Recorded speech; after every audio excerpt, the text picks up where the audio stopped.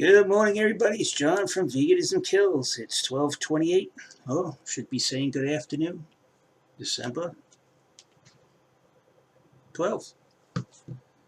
Okay, here we got an article from Sally K. Norton, longtime health advocate. Also, Sally was a 16-year vegetarian. And here's another article of lost seasonal and overconsumption of plants risking oxalate toxicity. Anybody that's telling you to eat a diet that's high in oxalates is risking your health. Do you understand that? Eating a diet that's mostly based on high oxalate foods is a risk to your health. Do we understand that? My channel is not an anti-vegan channel. It's a pro-health channel, and veganism is not pro-health. So you can be upset as you want. The link will be posted, and you can read this yourself. The first place you would want to stop is anybody interested. Toxic mechanical injury due to calcium oxalate crystals in plants. All right? Plants are where we get most of our poisons from. Nightshades. All right? So I want you to read this. It explains to you what these ingested raphides could do to you. Oxalates are likely contributed to many modern health problems.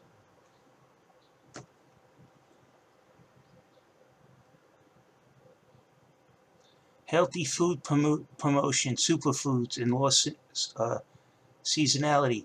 You see that they're promoting these as healthy foods. And if you're unaware of it, they're actually causing you harm. Modern dietary approaches, especially the real food movement, which includes ancestral health, paleo, and vegetarian approaches. You understand what this lady's trying to tell you from years of experience? She was a vegetarian for 16 years. She suffered for it. So she investigated what went wrong. Food containing oxalates and alternative foods.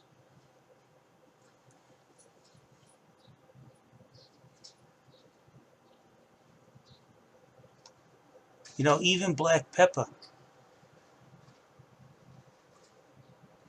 I don't understand veganism. This information's right here from qualified doctors and foundations and clinics. And yet, for some reason, the vegans will take the advice of he's not even a scientist, and like Dr. Greger, he's not even a scientist, and there's even doubts that he's a doctor with a license to practice preventive medicine. He hasn't treated a patient, but they would choose his recommendations over modern medicine's recommendations. And then they talk, there's millions of dollars that support, millions of dollars and doctors that support veganism. And you go, no, it's exactly the opposite way. You'll have 4 doctors on, what is that project Dr. Gregory's running? Plantrition. There's like 4 doctors on there. And the people that dispute them is one small little group of doctors. They have 30 doctors. And that's not to mention all the other organizations, physician organizations that don't support Dr. Greger and his brand of quackery. I have a video of that. Bioaccumulation. Symptoms of oxalate toxicity. Oxalates can trigger inflammatory reactions that may confuse our immune systems. Again, this ties into the other study that I posted the other day. It confuses your immune system. It turns it off when it should be on. They impair bone health, neurological, cardiovascular, and kidney function. Okay? This is another study that's from another professional in the medical field and the health field who is a 16-year vegetarian and probably knows more than any of these talking heads on veganism out there. The lady deserves some respect. She knows more than all of them. But you're going to take Dr. Greger's advice over this lady's advice. So here they are telling you oxalates can trigger inflammation. This part right here relates to the part I did in my last video on oxalates.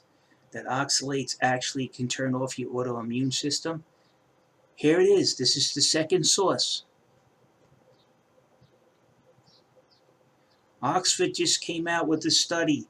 Oxford's been around since about the 12th century. All right, and they weren't around that long because they provided false information, as the vegans are telling you to ignore the study. Meanwhile, they have a 43% chance of breaking bones easier than somebody who engages in a normal human omnivore diet. So you could read this right here. This is the part that people got to realize. Historical diagnosis. We didn't always ignore this problem. Oxalate-induced whole-body illness was a recognized, although debated, condition in the 19th and early 20th centuries, known to be associated with diet and manifesting with digestive, neurological, and rheumatic problems. Now, modern studies have shown that to be true. In the 5th edition of his famous 1857 textbook, Urinary Deposits, Goldingberg stated, "We are told that oxalate of lime is the constant occurrence and of no importance, a remark to which too many sufferers from this diathesis can give a melancholy denial." I like the way they wrote back then. In other words, people who actually got sick from these oxalates beg to differ to people who don't believe them. So, there you go. Another umpteen-page expose of what oxalates, the source material where everything came from. Lots of them, you see. Lots of people know about this. Look at all the source material. Look. Let's see. How much source material? 166 different sources. Right? This lady has for her abstract. And what do we get from Dr. Greger? One, himself.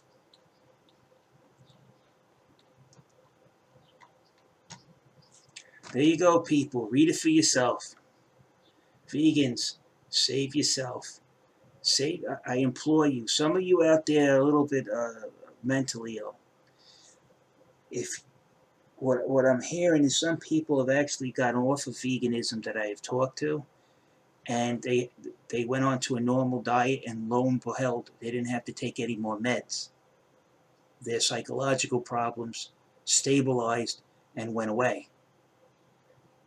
So if you're having high thoughts of suicide, which is a known factor about vegans, 3 times the normal rate, maybe if you change your diet, you could prevent that. Plus, you're 2 times more likely to be on some kind of prescription medication, psychotropics. If you want to stop taking them, there's a good chance if you switch back to a normal diet, your psychological problem will require no medication anymore. It'll simply just disappear. Again, primary hyperoxaluria. Okay, you can see it. You can see it right there. Again, hyperoxaluria. You read up on that and you'll learn. Other words, you ever see that movie, The Happening, where the plants release a toxin and people start killing themselves. That movie was based on something like this loosely, where the plants that were being eaten too much by the mammals, so we release some kind of chemical that makes them kill themselves off, and when the numbers get down low, nature will stabilize and will stop killing them. Watch The Happening. It shows you that what was killing the people in The Happening was a reaction to the plants had to the population of humanity, and the plants just turned around and eliminated them. Nature's like that. If there's too many people vegans, you don't have to worry about